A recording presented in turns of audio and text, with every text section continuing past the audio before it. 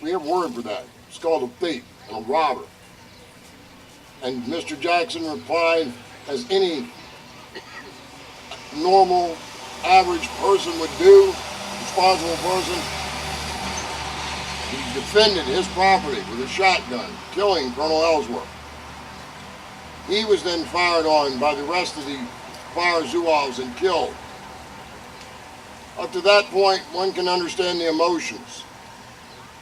But then his body was pinned to the floor with bayonets, and the family not allowed to remove the body until finally word did arrive from Washington that the situation was not getting any better. This was not helping things.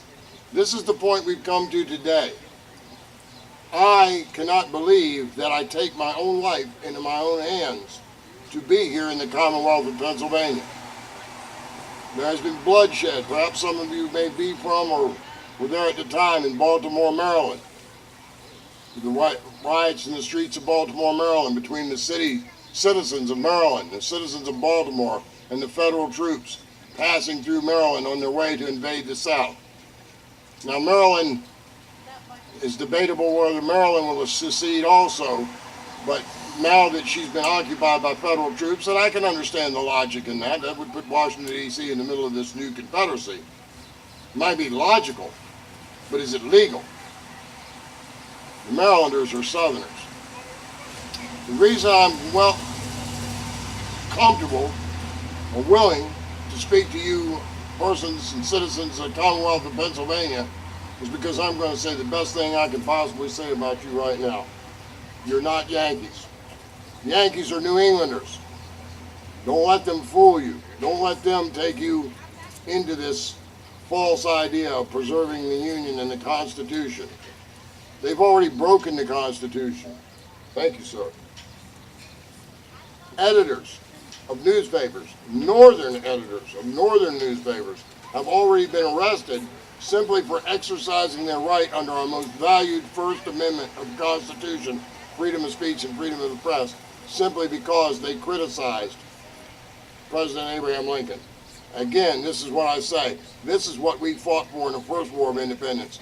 We couldn't say anything about King George without fear. And many Northerners, like John Hancock, why did he sign his name so large? Let King George read this without his reading glasses.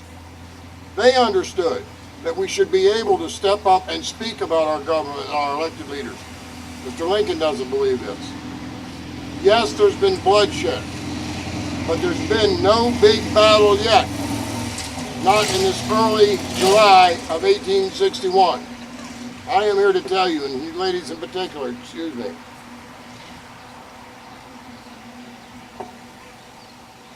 secession could have been avoided.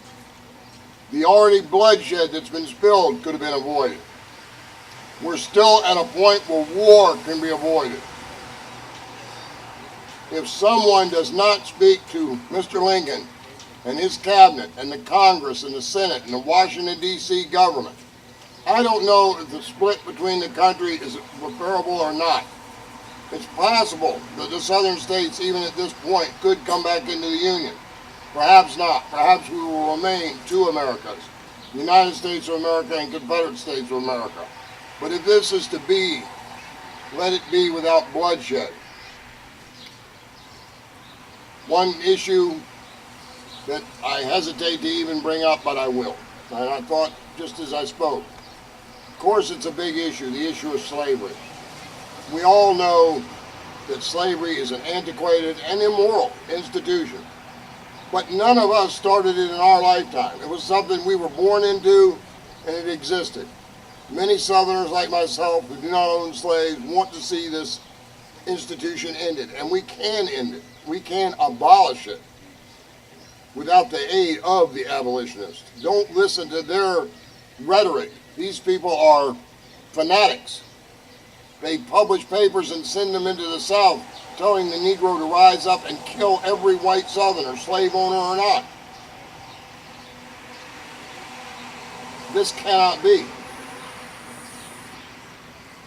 This and other issues can be settled in a reasonable way by reasonable men, inspired by reasonable women, sitting down and calmly talking at home. Now, you may have heard the rhetoric that they're saying to your men, oh, we must preserve the Union. We're going to go into the South and we're going to fight this glorious 90-day war. And when you come back, they tell the young men, the recruiting posters are here, perhaps in this town. I haven't been about to see them. Join the Army and preserve the Union. And the recruiting sergeants are telling these men, you'll come back with glory and medals and you'll impress young ladies like yourselves. Do they not know that there's death in war? Not glory, there's death. Even if it were to be a 90-day war, it would not be without death. But I am here to tell you as a man of experience. I've served. I served with forces from Virginia in the Mexican War. I know what it's about. It's not going to be a 90-day war. It's not going to be glory. If it comes to war, it will be a long, bloody, extended struggle. And some may think that if it comes to war because of this invasion in the South, that it will all be fought in Virginia and the other part of the South. Wars have no rules. They have no boundaries. I am here to tell you, before this war is over, if it comes to that, I know as impossible as it may seem here in this July of 1861, but I am here to tell you, in this town, in Adams County of Gettysburg, Pennsylvania, before this bloody struggle is over, you may see fighting in these very streets of Gettysburg, Pennsylvania, as credible as that may sound. I don't want to see a war come to my home in Virginia.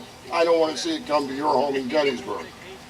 So I will continue to go about and speak with the citizens of the Commonwealth of Pennsylvania. We share much, the Commonwealth of Virginia and the Commonwealth of Pennsylvania. We have common ways of industry and agriculture more so, especially in farm country in Pennsylvania. We share much. And I implore you ladies, as I will implore other citizens of the Commonwealth I speak to, please speak to your men, to those who have voice and can vote, and explain to them, tell them the words I've said today, tell them to contact their representatives, the people in Washington, D.C., their state government. Remember, you had such a great man, James Buchanan of the Commonwealth of Pennsylvania, as our president. We would not be in this war under his leadership. I speak to the reasonable citizens of Pennsylvania. I wouldn't dare go no further north than this. But I speak to you, please speak to them and let's reach some conclusion through peaceful means. Again, whether it be two Americas or one, let's sit down as reasonable people and negotiate and avoid a bloody war. I thank you so much for listening to me, and I hope you'll heed my words. And God save us all. With his help, we can avoid this bloodshed. Thank you.